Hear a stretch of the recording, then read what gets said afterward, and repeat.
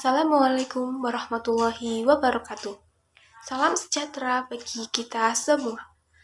Pada kesempatan kali ini, kami dari kelompok 10 akan memaparkan materi mengenai enzim. Sebelumnya perkenalkan, saya Nadia Van Helen dengan NBM 222030556 sebagai moderator dan juga sebagai pemateri kedua.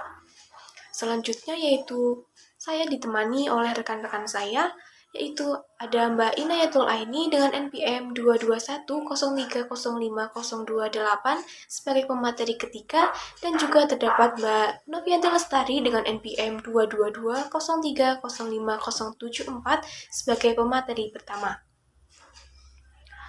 Baik, langsung saja kita saksikan videonya.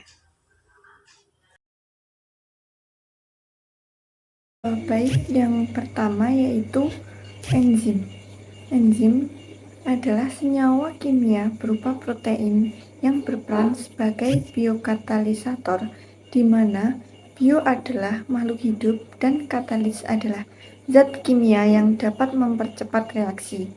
Sederhananya, enzim adalah katalis yang membantu mempercepat reaksi biologis. Kemudian yaitu komponen enzim. Komponen enzim terbagi menjadi dua, yaitu apoenzim dan kofaktor. Apoenzim merupakan senyawa enzim yang tersusun atas senyawa protein dan merupakan jenis yang paling mendominasi dari semua struktur enzim yang ada. Sifatnya labil atau mudah berubah, serta kerjanya dipengaruhi oleh suhu dan pH. Kemudian ada kofaktor. Kofaktor merupakan enzim yang tersusun atas senyawa non-protein. Kemudian yaitu klasifikasi enzim berdasarkan kategori, komposisi, dan zat dihidrolisis dan kelompok yang terlibat. Yang pertama yaitu klasifikasi enzim berdasarkan kategori. Ada 6. Yang pertama, oksidoreduktase yang berfungsi mengkatalis reaksi reduksi oksidasi terhadap berbagai gugus. Yang kedua, yaitu transferase, mengkatalis berbagai reaksi transfer gugus fungsional dari molekul donor ke molekul akseptornya. Kemudian yang ketiga, hidrolase, mengkatalis reaksi penambahan molekul air pada suatu ikatan. Yang keempat, liase yang berfungsi mengkatalis reaksi penambahan molekul air, amonia, atau karbon dioksida pada suatu ikatan rangkap atau melepaskan air, amonia, karbon dioksida dan membentuk ikatan rangkap.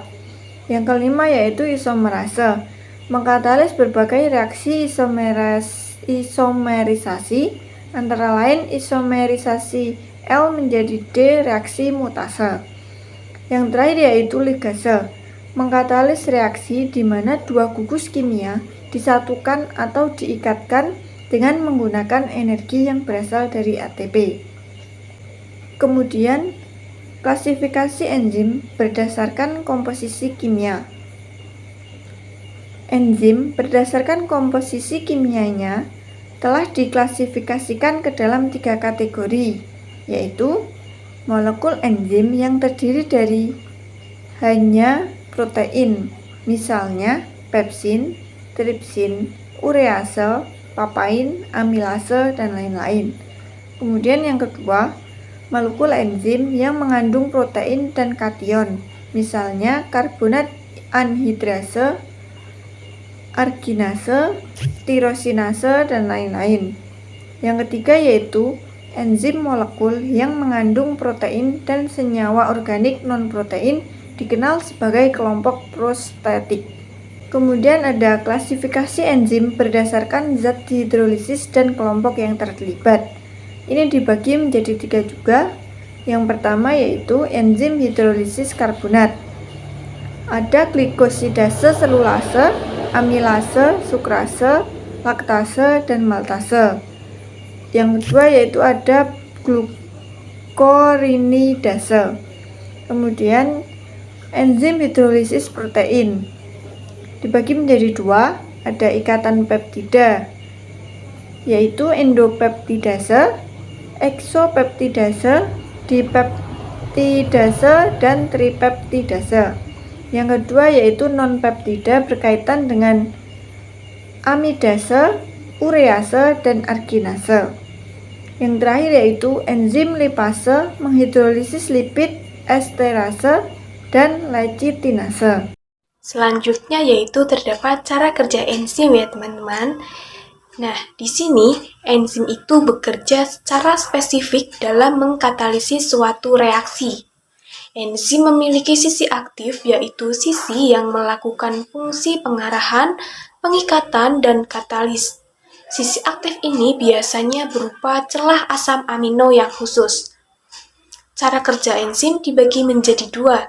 Yang pertama yaitu teori gembok dan kunci dan juga teori kecocokan induksi. Yang pertama yaitu terdapat teori gembok kunci. Nah, teori ini dikemukakan oleh Emil Fischer yang menyatakan bahwa kerja enzim itu seperti kunci dan anak kunci. Terjadinya reaksi antara substrat dengan enzim itu karena adanya kesesuaian bentuk ruang antara substrat dengan sisi aktif dari enzim. Di sini, substrat itu berperan sebagai kunci dan sisi aktif itu berperan sebagai gembok. Substrat masuk ke dalam sisi aktif sehingga terjadi kompleks enzim dan substrat. Hubungan antara enzim dan substrat itu akan membentuk ikatan yang lemah. Pada saat ikatan kompleks enzim substrat itu terputus, produk hasil reaksi akan dilepas dan enzim akan kembali pada konfigurasi semula. Yang kedua yaitu terdapat teori kecocokan induksi. Teori ini dikemukakan oleh Daniel Koslen yang menyatakan bahwa sisi aktif itu tidak bersifat kaku melainkan bersifat lebih fleksibel. Sisi aktif ini secara terus-menerus berubah bentuk sesuai dengan interaksi antara enzim dengan substrat. Nah, ketika substrat ini memasuki sisi aktif dari enzim, bentuk sisi aktif akan termodifikasi menyesuaikan dengan bentuk substrat sehingga terbentuk kompleks antara enzim dan substrat. Sisi aktif akan terus-menerus berubah bentuk sampai substrat itu terikat secara sepenuhnya. Kemudian yaitu terdapat perbedaan antara teori gembok dan kunci dan juga teori kecocokan induksi. Pada teori gembok dan kunci, sisi aktifnya itu lebih spesifik, sedangkan pada teori kecocokan induksi, sisi aktifnya lebih fleksibel. Bentuk sisi aktif pada teori gembok dan kunci itu tidak dapat berubah. Kemudian sisi aktifnya tidak statis dan juga pada teori gembok dan kunci dapat menjelaskan pengaruh kerja enzim karena adanya aktivator dan inhibitor. Sedangkan pada teori kecocokan induksi, bentuk sisi aktif enzim itu dapat berubah-ubah. Kemudian sisi aktifnya statis dan juga tidak dapat menjelaskan pengaruh kerja enzim karena adanya aktivitas aktivator dan juga ada inhibitor. Selanjutnya akan dijelaskan oleh teman saya yaitu Mbak Hinayato. Baik, selanjutnya yaitu faktor yang mempengaruhi kerja enzim. Yang pertama ada suhu. Reaksi enzimatik dipengaruhi oleh suhu. Suhu optimum merupakan suhu yang paling tepat bagi suatu reaksi yang menggunakan enzim.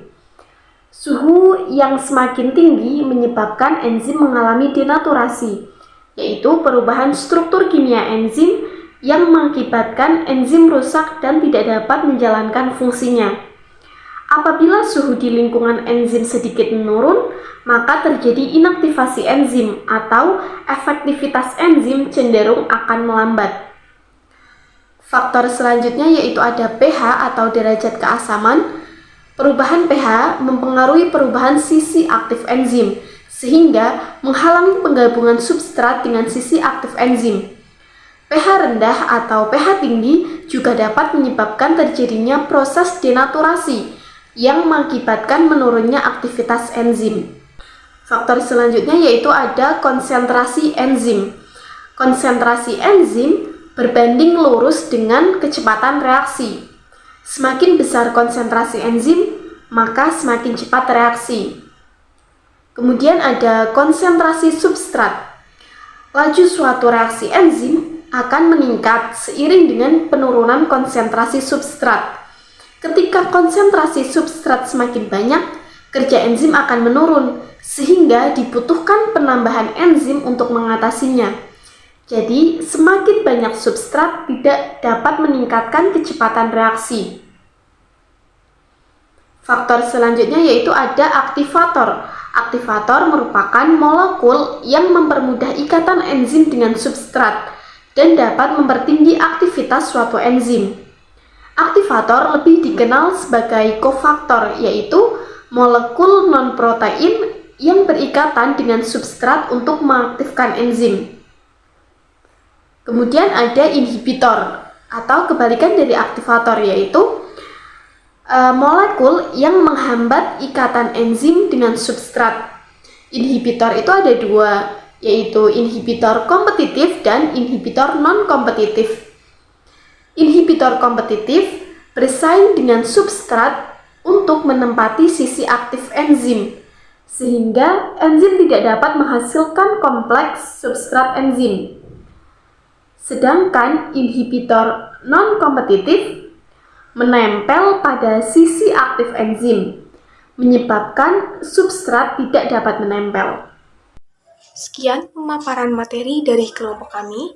Mohon maaf apabila terdapat kesalahan. Wassalamualaikum warahmatullahi wabarakatuh.